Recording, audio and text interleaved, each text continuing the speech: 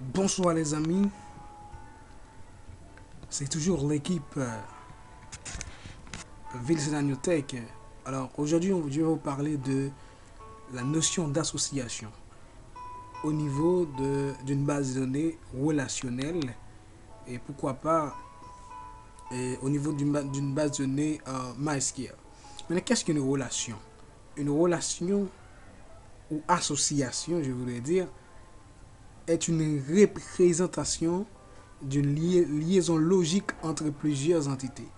Donc, une association, c'est une liaison entre des entités.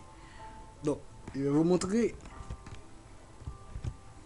ici une association. On dit que c'est une liaison logique entre deux entités. Par exemple, ici, on a deux entités. On a la table professeur et on a la table étudiant. Donc, on dit que là, c'est une association. Donc, on dit qu'une association, c'est une liaison logique entre deux entités. Mais une liaison logique, c'est-à-dire il faut qu'il y ait une logique entre ces deux entités. C'est-à-dire, c'est une liaison logique entre deux ou plusieurs entités. Je vais vous expliquer à tout à l'heure. Maintenant, on dit que les bases de données sont constituées de différentes données homogènes. Lorsqu'on parle de données homogènes, on parle des données, les données semblables. Ok? C'est-à-dire les données sont homogènes entre eux. Donc, les données discutent entre elles. C'est-à-dire, les données peuvent être discutées entre elles. Lorsque l'on représente les liaisons et les interactions entre les différentes données cohérentes, on parle d'association. Maintenant, lorsque les tables sont liées ou les entités sont liées entre eux, on parle de liaison logique, on parle d'association ou relation entre les tables. En conception de base, on dit qu'une association est précise et explicite le lien entre plusieurs entités. C'est-à-dire, une association précise et explicite le lien entre plusieurs entités. Je vais vous montrer pourquoi on dit ceci. Maintenant, vous allez voir le verbe ici enseigner. Enseigner, c'est-à-dire un professeur enseigne un ou plusieurs étudiants. Un professeur enseigne un ou plusieurs étudiants. Donc, le verbe enseigner joue le rôle de verbe entre ces deux relations. Donc, c'est ce qui nous donne justement une association. Mais ce que vous devez savoir, une association se présente toujours avec une verbe qui se conjugue, qui est à l'infini, mais qui se conjugue qui est à l'infini. C'est-à-dire à l'infinitif, disons. C'est un verbe à l'infinitif. Ok? Maintenant, vous allez voir.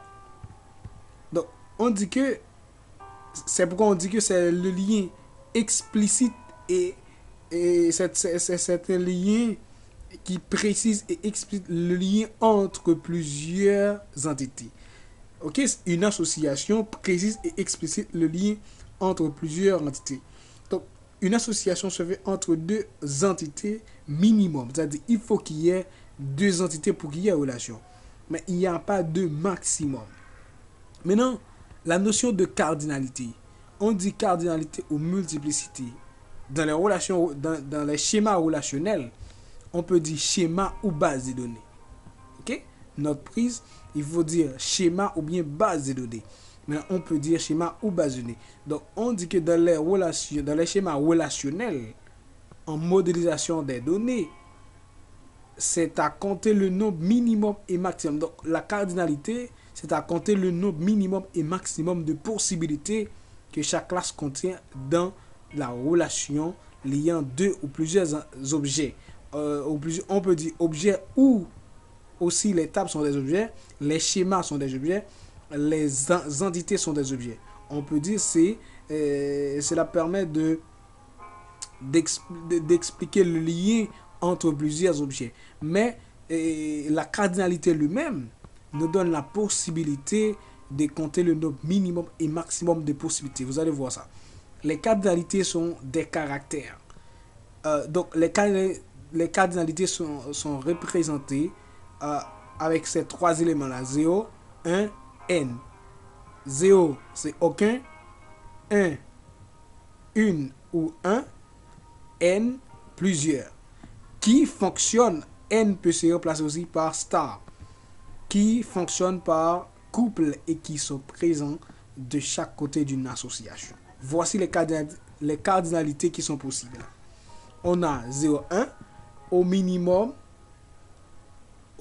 0, au maximum une seule valeur. Ok? Une seule valeur minimum, au maximum une seule valeur. Aucun ou plusieurs valeurs. N, plusieurs valeurs. Aucun ou plusieurs valeurs. Ou bien aucune ou plusieurs valeurs, je voudrais dire. Une ou plusieurs valeurs. Donc, c'est ce qu'on présente l'association. 0, on le remplace par aucun ou aucune. 1 par 1 ou une.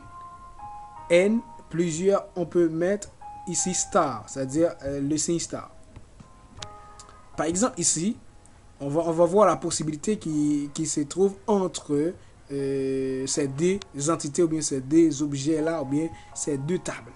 Maintenant, ici, on a un professeur enseigne plusieurs étudiants. De même, on peut dire un étudiant, un étudiant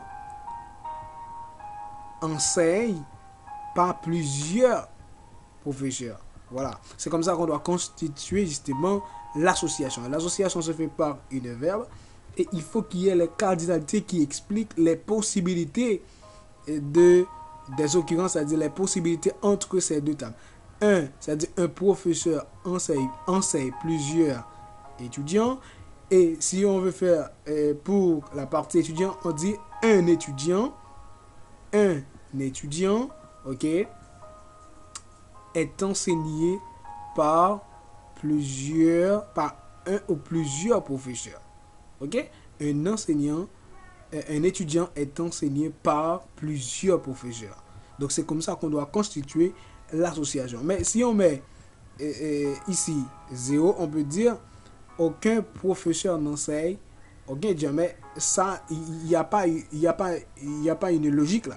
Donc il est important de construire les verbes. Par exemple, si on veut vous montrer quelque chose,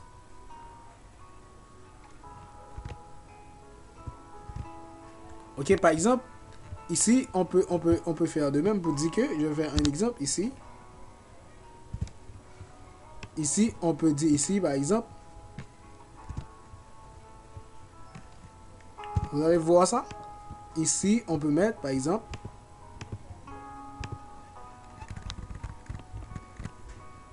paiement. Maintenant, on peut dire que on peut mettre ici paiement.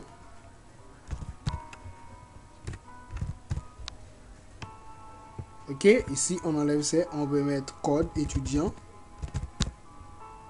On peut mettre ici montant paiement. Bon, il faut qu'il y ait, maintenant il faut qu'il y ait ici, CTRL V, il faut qu'il y ait ici un verbe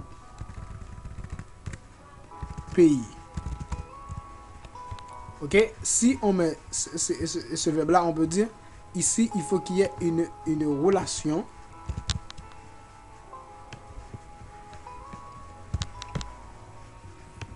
ici il faut qu'il y ait une relation entre ces deux éléments là. Maintenant on peut mettre cette relation comme ceci et on peut mettre cette relation ici comme ceci. Mais ici on peut dire un étudiant et paye, un étudiant, un ou plusieurs étudiants effectue un paiement. On peut mettre effectuer au lieu de payer. Ok? On peut dire ici un étudiant effectue un ou plusieurs paiements. On peut dire aussi un paiement est effectué par un ou plusieurs étudiants. Donc on peut le faire comme ça.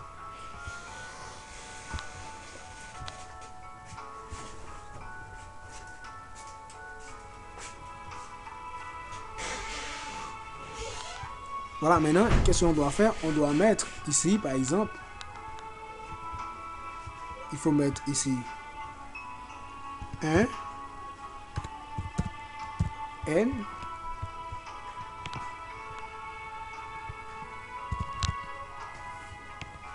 on met ici un N. Ok, on peut dire ici, un étudiant effectue un ou plusieurs paiements. De même, un paiement est effectué par un ou plusieurs étudiants. Mais il faut dire que, aussi, on peut mettre 0 ici pour dire que aucun étudiant n'effectue aucun paiement. Aucun étudiant n'effectue pas de paiement. Mais il n'y a pas de logique parce que quand on est étudiant, il faut payer. Donc c'est pourquoi il faut dire un étudiant effectue un ou plusieurs paiements. De même, un étudiant effectue un ou plusieurs paiements. Un paiement est effectué par un ou plusieurs étudiants. Donc c'est comme ça qu'on doit faire les choses. Donc si vous aimez cette vidéo, donc on parle, il faut abonner et partager. Donc c'est ce qu'on appelle ici l'association et relation.